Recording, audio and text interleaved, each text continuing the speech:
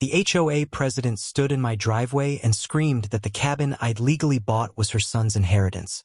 She had no idea I was already holding the nuclear option. An 1873 land grant that said my family owned half this valley, and hers had been squatting on it for 50 years. Picture it. I'm running a chainsaw, peeling rotten boards off my 150-year-old cabin, sap and sawdust flying, when a white Mercedes skids to a stop on my dirt road. Out storms Delilah Thornwick, mid-50s, salon blonde, country club wardrobe, face the color of boiled lobster. "Stop!" she shrieks. "You're destroying Bradley's birthright." I kill the chainsaw. The sudden quiet hangs heavy between us, broken only by her ragged breathing and the smell of fresh-cut pine. "Lady," I say, "I bought this place fair and square." Fair and square. She laughs, sharp and disbelieving. Some county auction doesn't erase a century of family history. Poor Delilah. She didn't know that fated bundle in my basement was about to detonate her entire little empire. What would you do if some entitled HOA queen tried to claim your property as her kid's inheritance? Drop your town below. I guarantee this isn't the only horror story out there. Let me back up. My name's Marcus Holloway. I'm 45, and 6 months ago my life cratered. 20-year marriage, gone. Suburban dream house, sold to feed divorce lawyers who billed more an hour than I cleared in a day. The life I'd spent 2 decades building evaporated in paperwork and billable time. But there's something about rock bottom. Sometimes it's the only solid ground you've got. My grandfather, God rest him, used to say, "Marcus, if you know how to work with your hands, you'll never starve." He put a hammer in mine when I was 12, taught me to read wood grain like other people read a Bible. When he died, he left me 2 things, his tools and $37,000 with a note that said, "Build something that matters." So there I was at 2 in the morning, doom-scrolling county auction listings, when I saw her. An 1873 log cabin on 15 acres in Millbrook Valley. Population 847. Old money on one side, shiny McMansions on the other, glaring at each other across the creek. The listing photo showed weathered chestnut logs on a stone foundation, neglected but still standing proud. During the preview walkthrough, the musty breath of old timber hit me like nostalgia. These weren't prefab logs. They were hand-hewn beams as thick as my waist, joints fitted by someone who cared more about craft than clocks. I ran my calloused fingers along those rough surfaces and felt something I hadn't in years. Possibility. Auction day was noisy chaos. I walked away with the winning bid at $47,000, beating some kid in a BMW who kept texting like he was begging his parents for emergency funds. Clean title, verified paperwork, deed in my hand. That's when Hurricane Delilah spun into my life. Day 3 of renovation. I'm on the front porch yanking up rotten boards when a pristine white Escalade crunches up my gravel drive like it's rolling onto land it already owns. Out steps Delilah Thornwick. Designer jeans, immaculate highlights, manicured nails, expression like the air smells wrong. "Excuse me," she says, voice sugared over broken glass. "I'm Delilah Thornwick, president of the Millbrook Estates Homeowners Association. My husband Dean owns Thornwick Construction. Perhaps you've heard of us. Local royalty." That explained the attitude. I wipe sawdust off my flannel. "Marcus Holloway, what can I do for you?" Her smile could cut diamonds. "Marcus, this property has complications. It's always been understood that this land was reserved for the Thornwick family. My son Bradley had an understanding with Mr. Henderson." "What kind of understanding?" "A gentleman's agreement," she says. "Bradley was inheriting this property. It's been in our family's sphere of influence for generations." She actually says "our family," like she's announcing a royal house. I pull out my deed. "Ma'am, according to the county, Henderson died without heirs. That's why it went to auction." The mask slips. Her country club smile vanishes. "That auction was premature," she says, ice cold. "This property belongs with people who understand its significance. People who appreciate community standards." The way she says community standards while staring at my work boots makes my skin crawl. I've heard that tone. usually from managers explaining why guys like me didn't fit the culture. Look, I tell her, I'm sorry if you're disappointed, but I bought this legally. I'm not going anywhere. She pulls out her phone, taps furiously.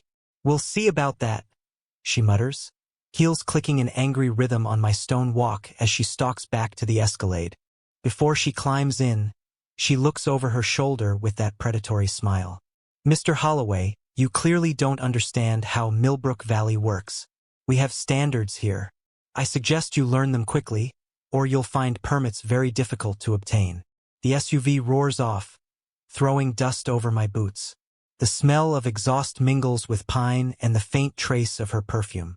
I should have recognized it for what it was. A declaration of war on someone she thought was beneath her. Big mistake. I've been living on uphill battles since I was old enough to swing a hammer. She wasn't bluffing about the permits. Week 2 kicks off with a phone call that turns my coffee to chalk. Mr. Holloway? This is Janet from the county building department. We seem to have misplaced your renovation permits. Misplaced, I repeat. Like they just got up and walked out? At the county office, Janet, who looks like she's been coached not to meet my eyes, explains that my permits were accidentally deleted during a system update. Then she hands me a fresh stack of forms thicker than a small-town phone book. This will take weeks, I say. Sorry. Protocol. She flicks her gaze toward the back office. Behind frosted glass, a shadow moves, someone clearly watching. 2 days later, while I'm reorganizing tools and chewing nails over bureaucracy, a county truck pulls in. Frank Morrison, the man says, holding up a clipboard. 40s, walls for shoulders, personality of wet cement. Got complaints about unauthorized work. What unauthorized work? I stopped everything when your office called. He prowls my property like he's metal detecting for violations. Boots grinding the gravel, poking at everything. Sawdust from my last legal work still scents the cool October air. Finally, he scribbles out a citation and hands it over. Historical structure modifications without heritage approval.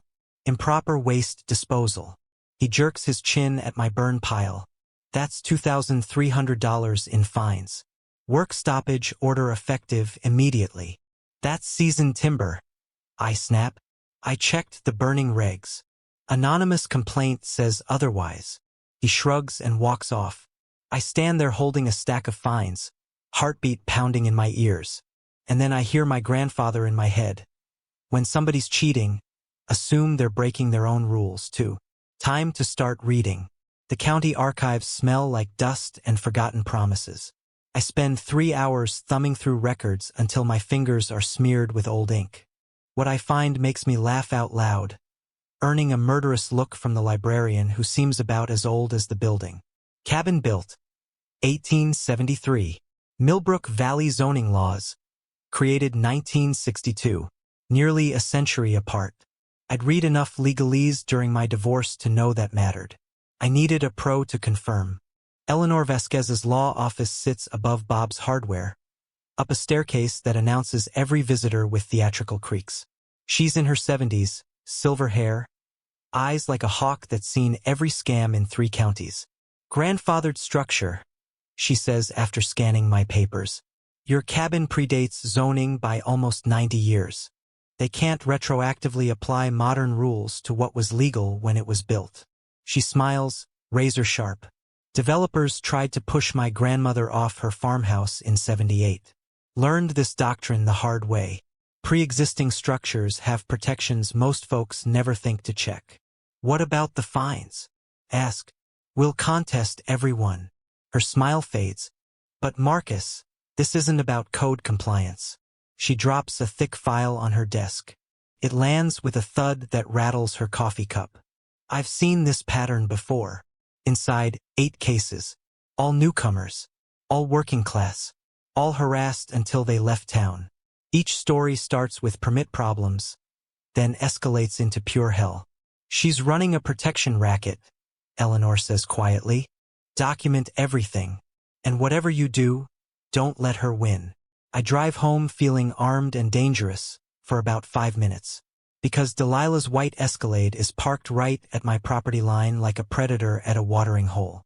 She's standing there with a professional camera, snapping photos of my site like it's a crime scene. "Beautiful evening," she calls sweetly. "Just documenting some maintenance concerns." I hit record on my phone. "What kind of concerns?" "Property standards.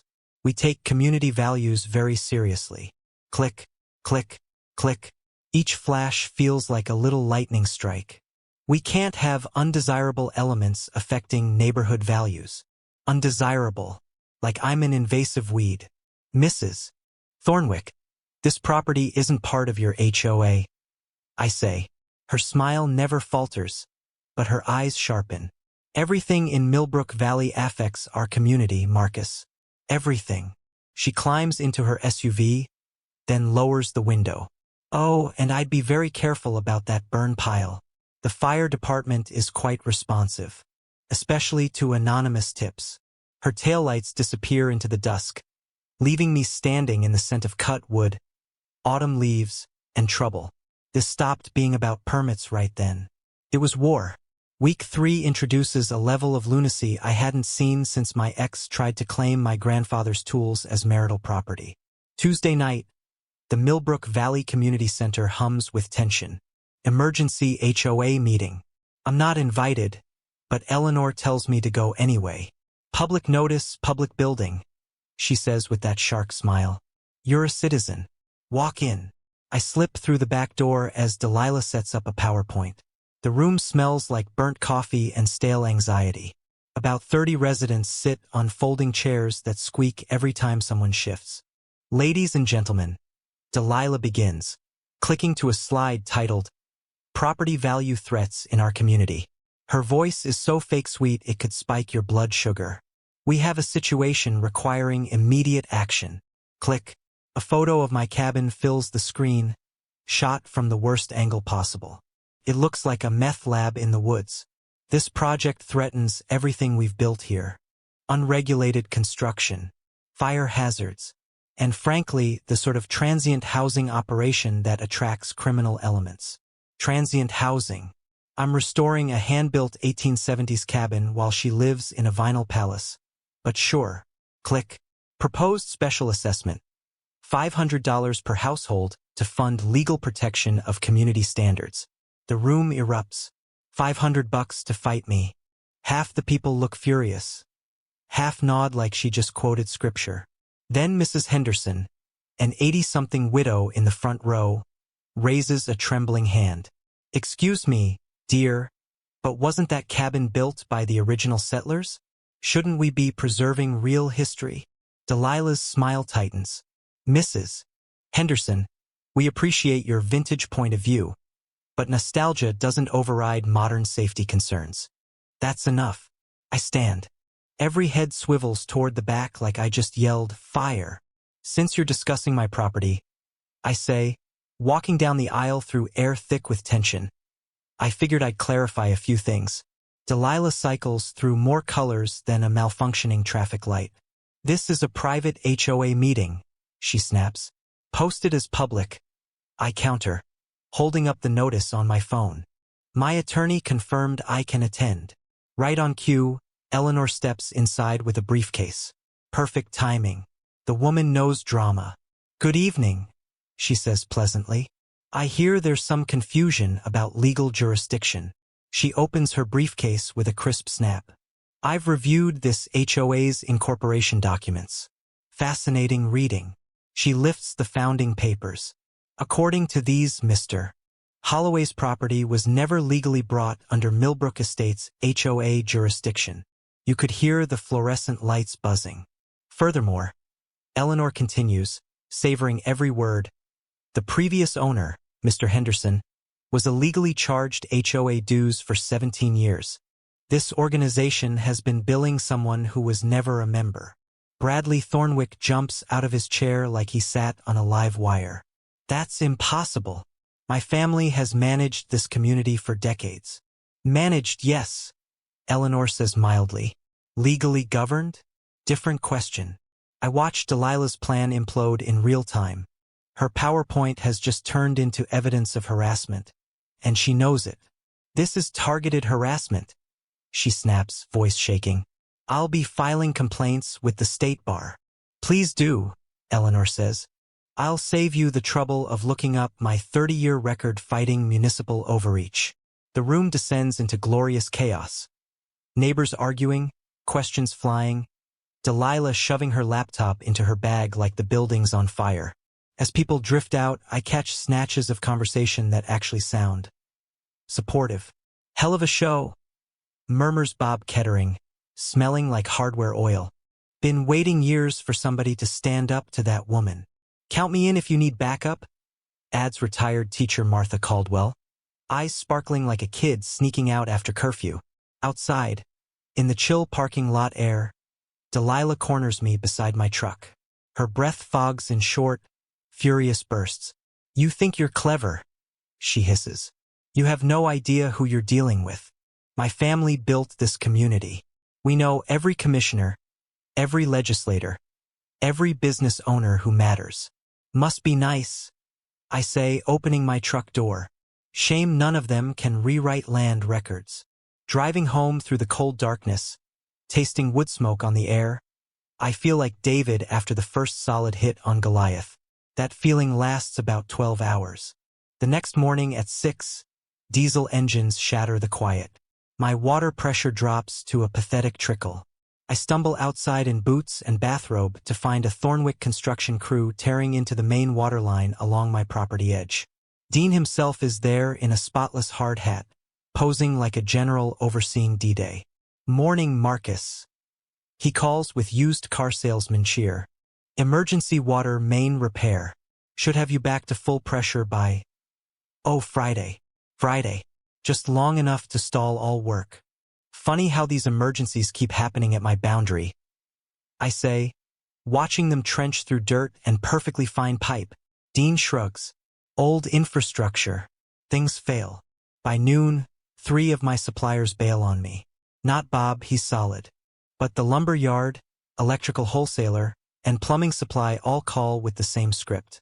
Sorry, Marcus. We're experiencing delivery issues in your area. In a town where your area is a 10-minute drive end-to-end.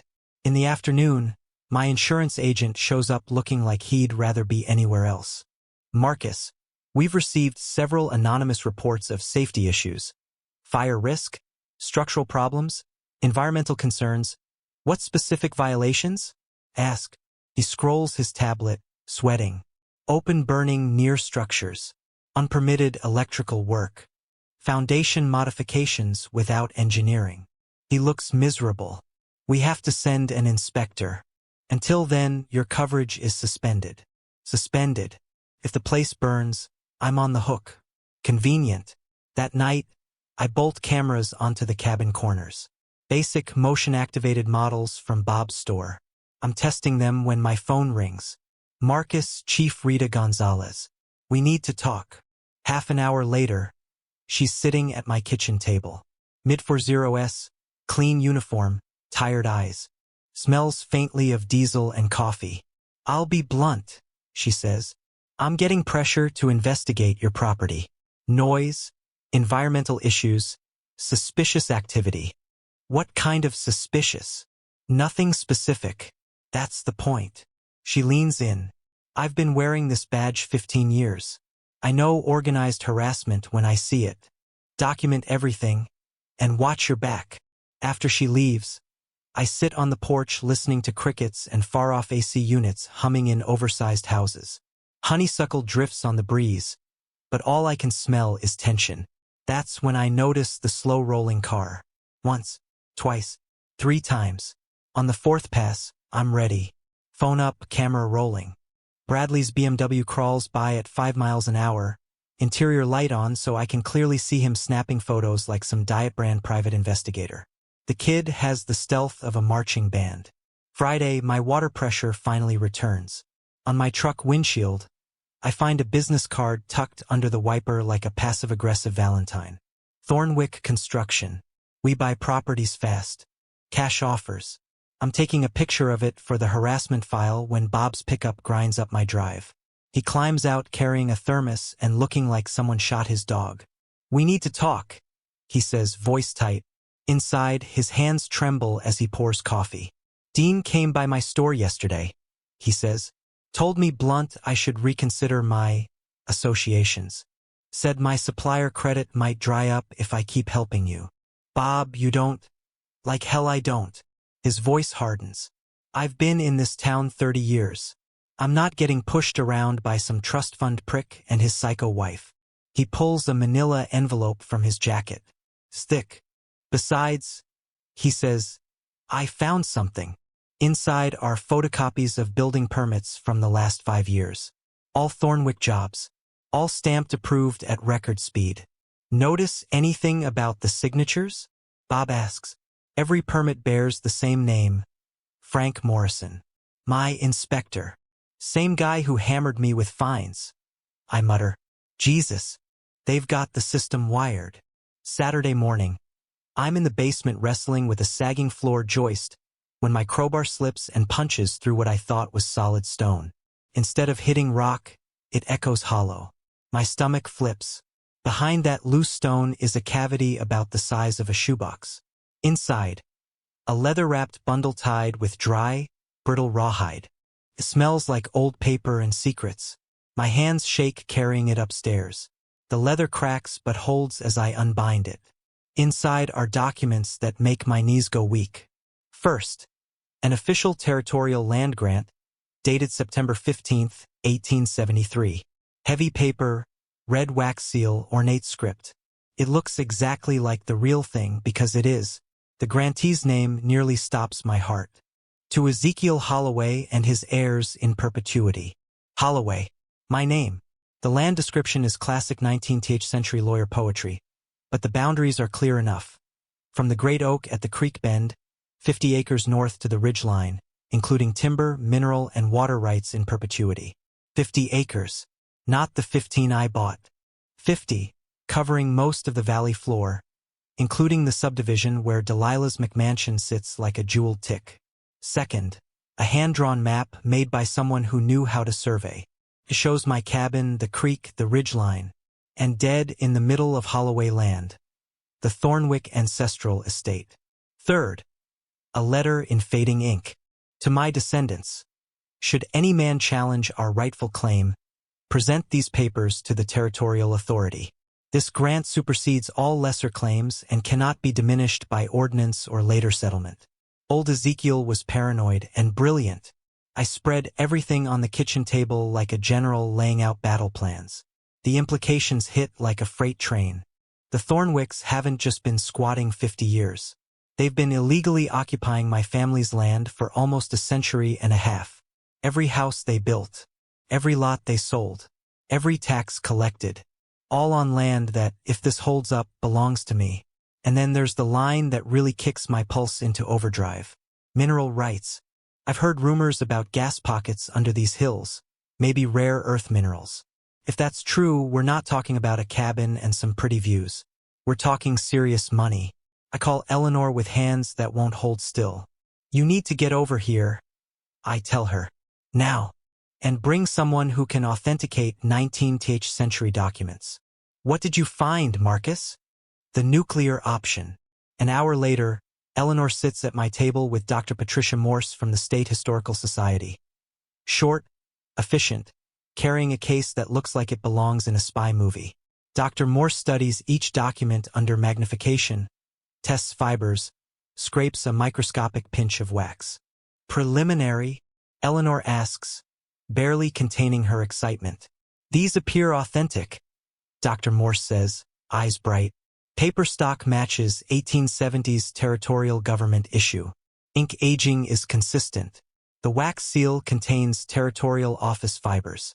"I'd say you're holding a genuine land grant." Eleanor grins like she's holding 4 aces. "Marcus, you don't just own this cabin," she says. "You own half of Millbrook Valley." Checkmate, Delilah. Sunday morning. My kitchen turns into a war room. Eleanor arrives first, briefcase in hand and a look in her eye that says she's been waiting her whole career for this. Dr. Morse follows with her portable lab. Bob shows up with industrial-strength coffee. Martha arrives with a bulging folder. Figured you could use community backup, Bob says, setting down the thermos. I've been doing homework, Martha adds, dropping her folder. Turns out your great-great-grandfather Ezekiel was a Civil War vet and a territorial surveyor. The county museum still has his field notes. She taps a page. He wrote significant gas pockets along your ridge line. Your ancestor knew what he was sitting on. The room fills with organized chaos. Papers spread out, laptops open, phones ringing. Dr. Morse photographs each document under different frequencies of light, narrating as she goes. Paper composition correct. Ink oxidation matches period. Wax seal verified. Eleanor works her contacts. Patricia, I need full land records back to 1870 for Millbrook County. Yes, on a Sunday, because my client just turned up dynamite. While they work, I call Chief Gonzalez. Chief, it's Marcus. I've got something that explains why certain people are desperate to get me off this property.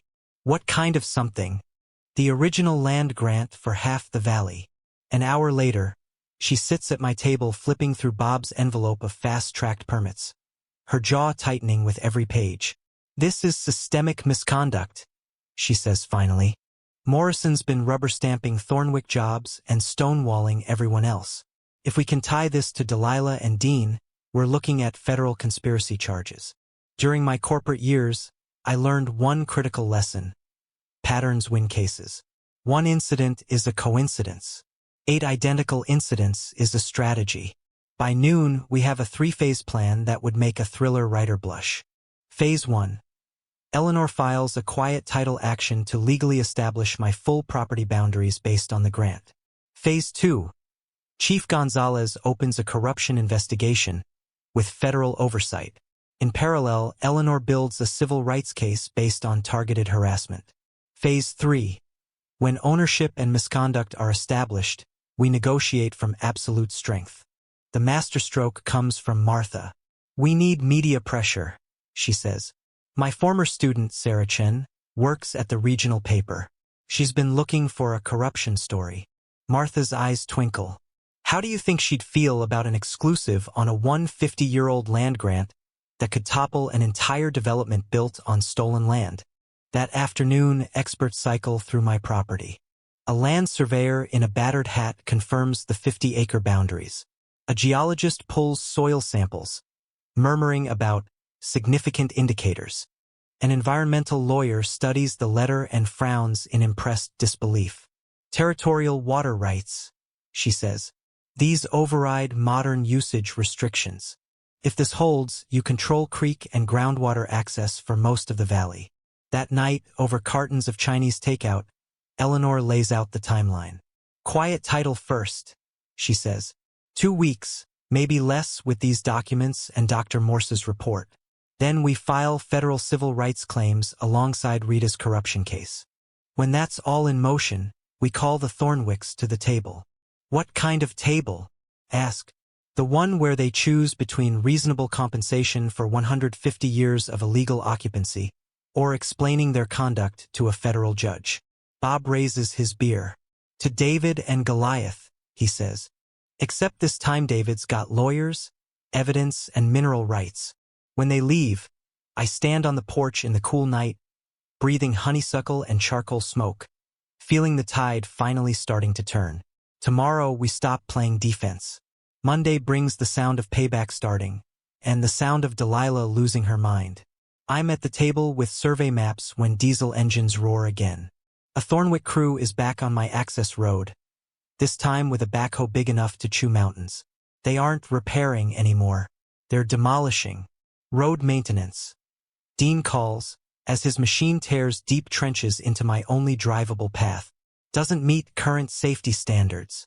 I film everything. Interesting timing, I say. Day after we file quiet title on half the valley? Coincidence, he says flatly. Should be fixed in a couple weeks, weather permitting. 2 hours later, my septic system backs up and floods like the gates of hell. The emergency plumber, a guy with no love for the Thornwicks, fishes out a clotted mess of rags from the cleanout. Somebody stuffed these down there, he says. You don't get this by accident. The bill? $4,000. Message received, we can wreck you in 100 ways. The rest of the day is a parade of clipboards. State Environmental Inspector. Anonymous tip about chemical dumping. Fire Marshal. Structural fire hazards reported. County Health Department. Sanitation complaint. Agriculture official. Unpermitted livestock. I don't even own a chicken, unless you count the raccoons that raid my trash. Each inspector arrives with the same vague complaint wording and leaves the same way. Frustrated when they find nothing legitimate to cite.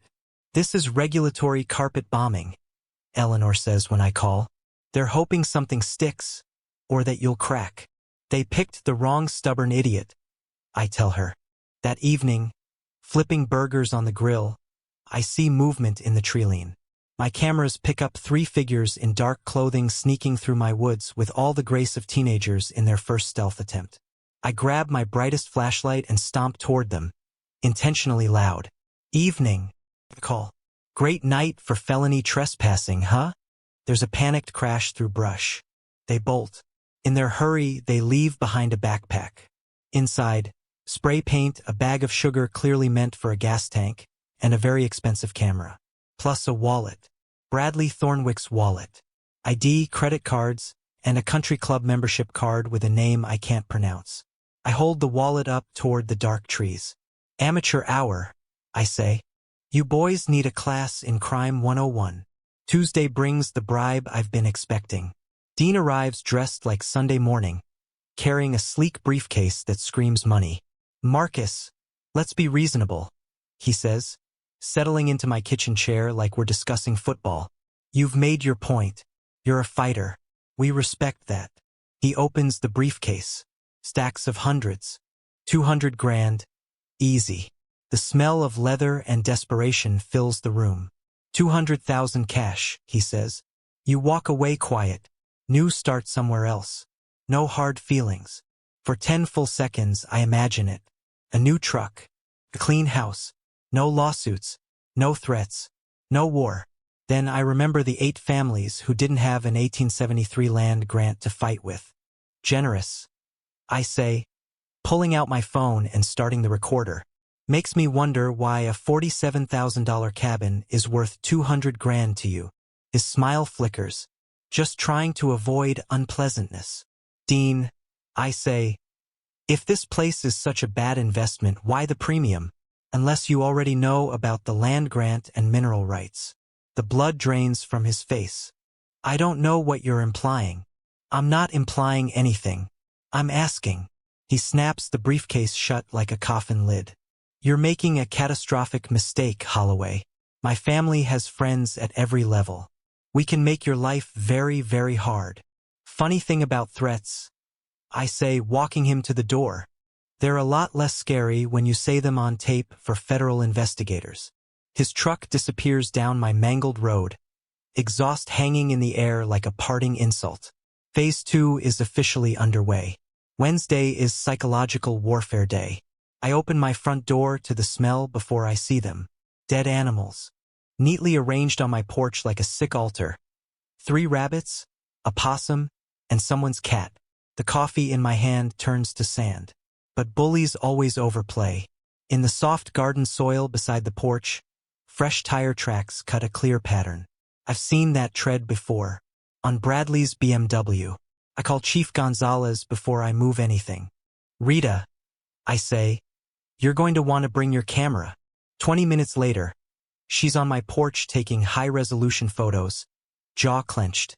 They've escalated to animal cruelty and terroristic threats, she says. With physical evidence. She photographs the tire tracks, measuring them against the prints we already logged from his car. This puts us in felony territory, she says. Harassment, intimidation, conspiracy. How long until we move? Ask. Soon. The FBI field office loves this kind of small-town corruption case. That afternoon, my phone rings with a number I haven't seen in 6 months. Jennifer. My ex-wife. Some woman named Delilah called my office. She says without preamble, voice tight. Said you're involved in illegal activity. Wanted my lawyer's contact info. Suggested I reopen our divorce and have you declared unstable. My vision goes red. She contacted you directly?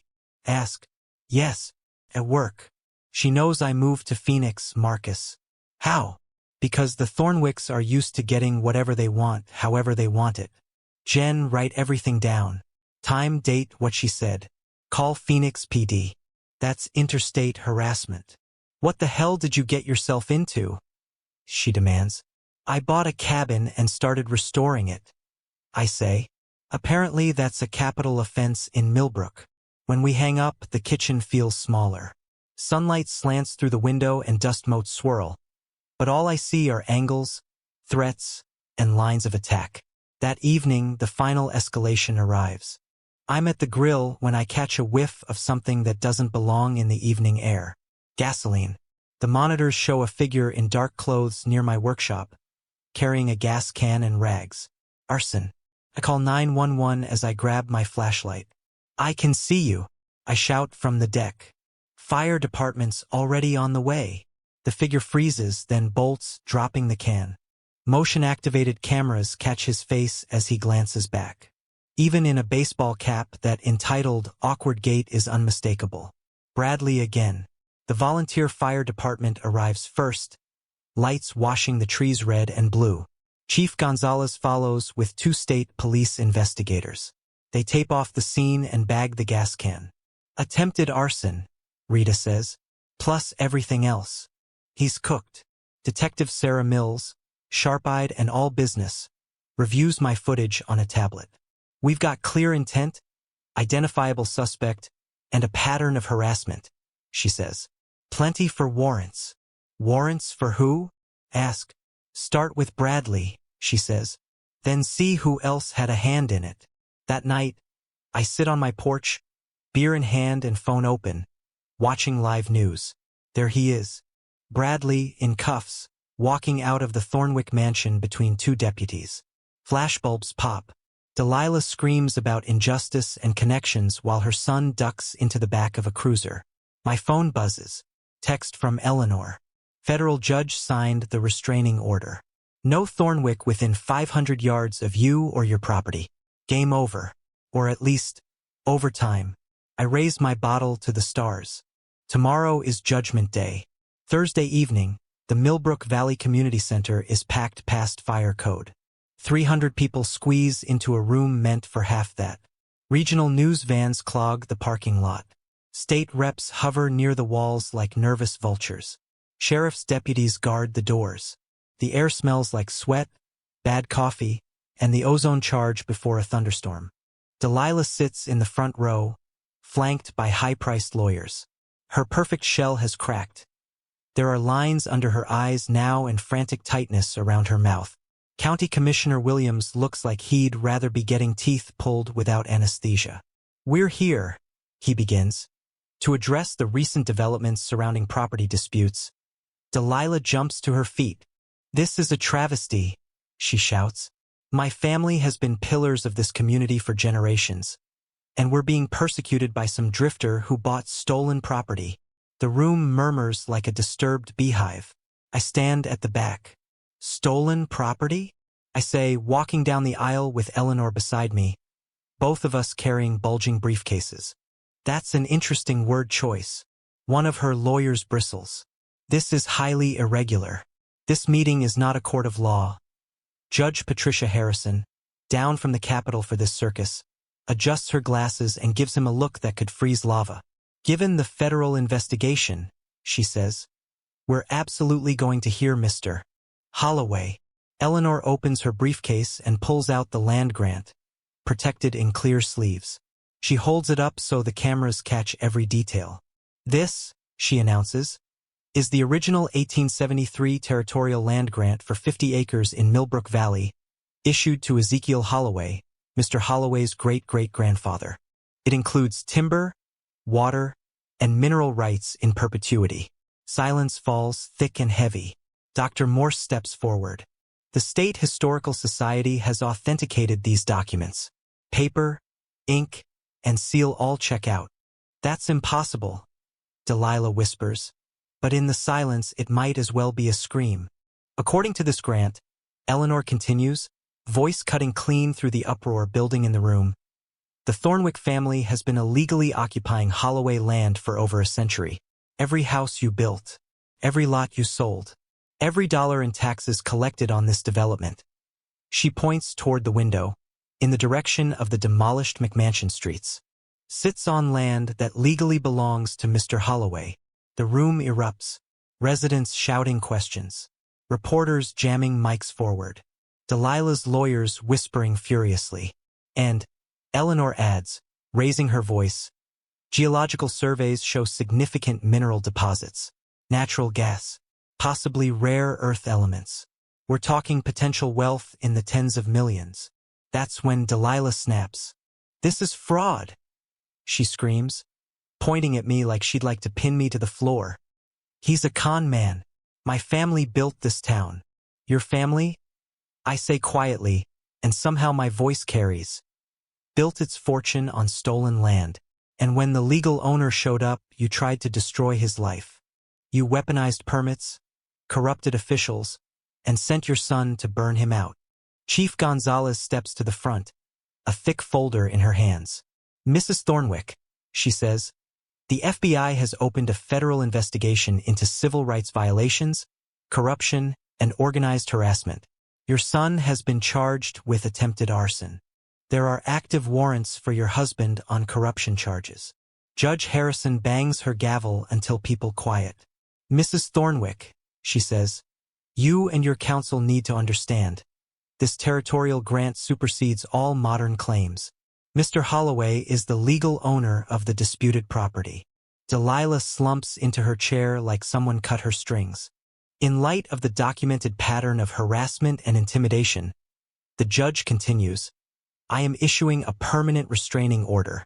No member of the Thornwick family may approach Mr. Holloway or his land. As the crowd files out, half stunned, half triumphant, the air feels lighter, like pressures finally venting after years of being bottled. I step outside and, for the first time since I bought the cabin, breathe air that tastes like justice. 6 months later, I stand on my restored front porch, looking out over the meadow where Thornwick McMansions once cluttered the view. In their place, booths, kids' games, a music stage, grills smoking. The first annual Millbrook Valley Heritage Festival. The Thornwicks took plea deals that read like poetry. Dean got 2 years for corruption and conspiracy. Bradley got probation and 500 hours of community service, ironically restoring historical buildings. Delilah pled to federal civil rights violations and sold their construction company. The proceeds went to restitution for the 8 families they'd driven out over the years. But the real payoff is watching the town heal. Martha organized the festival with the glee of a woman finally getting to throw the right kind of party. Bluegrass floats across the field. Kids run where private drive signs used to stand. Bob's at the grill, serving barbecue that smells like smoke and redemption. Not bad for a guy who just wanted to fix a cabin, Eleanor says, stepping onto the porch and handing me a beer. She's more than my attorney now. She's family. Same with Bob, Martha, and Chief now Sheriff Gonzalez, who took over after the investigation cleaned house at the county. The cabin itself looks like something my grandfather would have cried over. With lease money from the gas under our feet, turns out Ezekiel was right.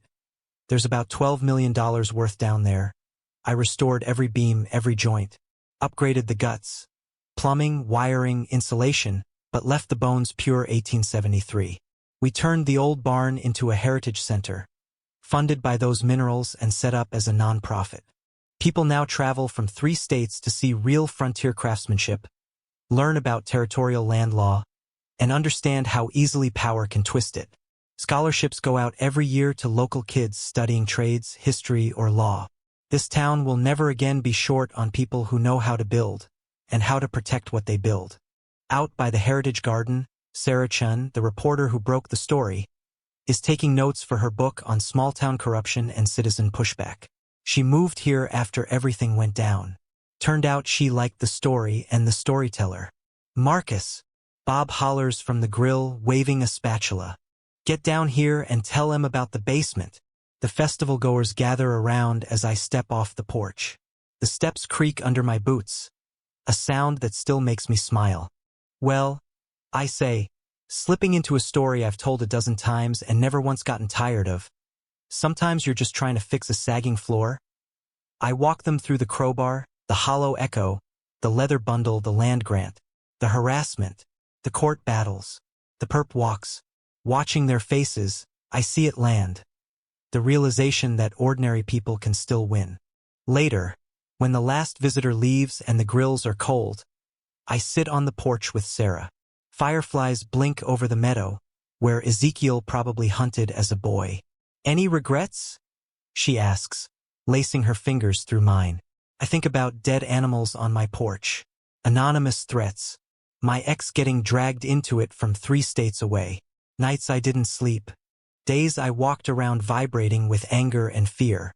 Then I look at the cabin, at the festival remnants, at the scholarships, at a valley finally pulled out from under a corrupt family's thumb. Not one, I say. Sometimes fighting is the only way you ever get to sleep again. So if you've got your own HOA nightmare, I want to hear it. Drop it in the comments. Bullies only win when good people stay quiet. And hit subscribe if you want more stories of regular people who refused to roll over when corruption came knocking. Trust me, there are plenty more where this came from.